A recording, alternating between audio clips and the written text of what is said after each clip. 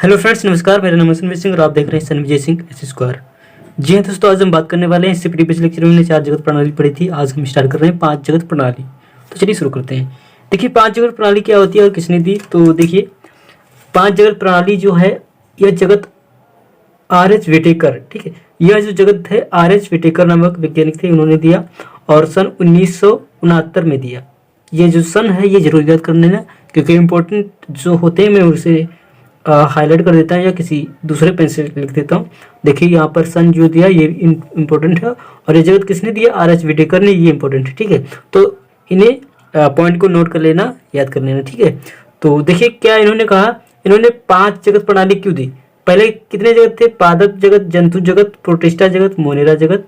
उसके बाद इन्होंने क्या कवक जगत दिया। किसने दिया, कवक जगत। पादप और जंतु जगत लिनियस ने दिया था, प्रोटिस्टा जगत हैकल ने दिया था और मोनेरा कोपलैंड ने, ठीक है। कवक जगत इन्होंने दिया। इन्होंने पादप में से कवक को अलग इसलिए किया क्योंकि पादप में जो कवक हैं वो परपोषी होते हैं, पादप जो होते हैं वो सपोषी होते हैं, वो अपना वजन स्वयं बनाते हैं, ठीक है। इसलिए इन्होंने पोषण के आधार पर इन्होंने अलग किया इन्होंने, ठीक है। तो ये लिखा है 5 जगत आने का कारण क्या था, कवक परपोषी होते हैं, अपना वजन स्वयं नहीं बनाते और पादप सपोषी होते हैं, इसलिए इन्होंने इन्हें अलग किया, ठीक है।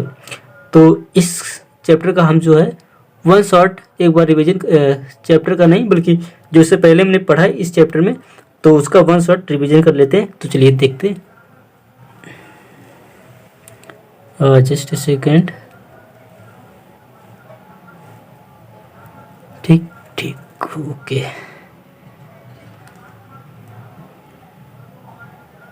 देखिए वन शॉट रिवीजन कर लेते हैं 5 किंगडम का, ठीक है।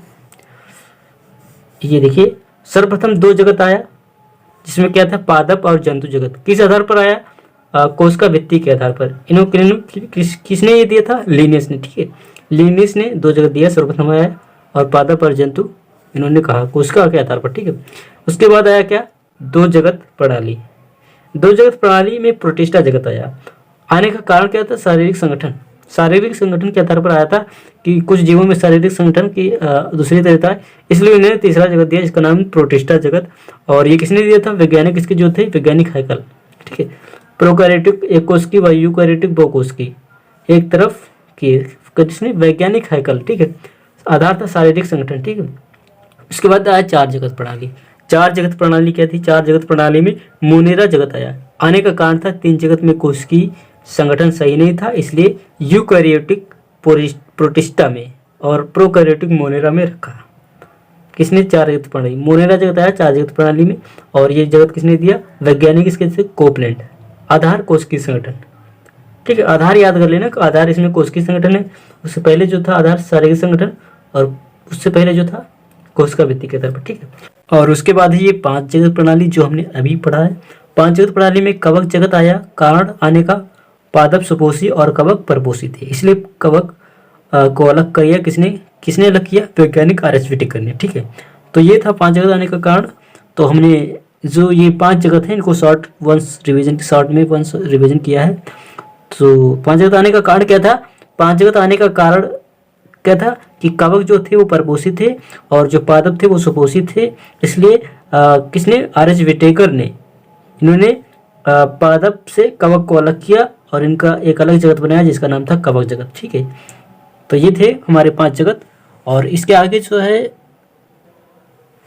उत्पत्ति के आधार पर 5 जगत जो देख लेते हैं हम। देखिए नंबर 1 मोनेरा, उत्पत्ति के आधार पर, ठीक है। उसके बाद है प्रोटिस्टा, उसके बाद है कवक, उसके बाद है प्लांटी या पादप, उसके बाद प्राणी जंतु, ठीक है। तो उत्पत्ति के आधार पर ये क्रम है। मोनेरा जो होते हैं वो सबसे छोटे सूक्ष्म, जिसे कह सकते हो प्रोकैरियोटिक जीव आते हैं इस जगत में, एकल कोश की, केंद्रक नहीं होगा। और प्रोटिस्टा जो होते हैं वो क्या होते हैं, यूकैरियोटिक, एकल कोश के होंगे लेकिन केंद्रक उपस्थित होगा, ठीक। उसके बाद कवक जो होते हैं, कवक यूकैरियोट होते हैं, बहुकोश की होते हैं। उसके बाद पादप जो होते हैं वो यूकैरियोटिक होते हैं, बहुकोश के होते हैं। उसके बाद प्राणी जो भी यूकैरियोटिक होते हैं और बहुकोश के होते हैं। उसके बाद एक मोनेरा और प्रोटिस्टा जगत में कंफ्यूजन है, उससे हम बताना चाहेंगे। तो देखिए मोनेरा प्रोकैरियोटिक और एकल कोश की पूर्व केंद्र की, मतलब केंद्रक अनुपस्थित होता है मोनेरा, ठीक है। मोनेरा जगत के जो जीव होंगे उनमें केंद्रक अनुपस्थित होता है और एकल कोश के प्रोकैरियोट होते हैं, ठीक है। और प्रोटिस्टा होता है यूकैरियोटिक होते हैं यूकैरियोटिक, ठीक है। और होते एकल कोशिकीय लेकिन इनमें केंद्रक उपस्थित होता है, ठीक है, सुकेंद्र की, ठीक है। अर्थात मोनेरा प्रोटिस्टा होते एकल कोशिकीय लेकिन मोनेरा प्रोकैरियोटिक केंद्रक उपस्थित, जबकि प्रोटिस्टा यूकैरियोटिक केंद्रक उपस्थित होता है, ठीक है। तो तब तक के लिए स्टूडेंट्स इतना ही, फिर मिलेंगे इस नेक्स्ट वीडियो में इसके आगे के लेक्चर में। सो तब तक के लिए नमस्कार, थैंक यू।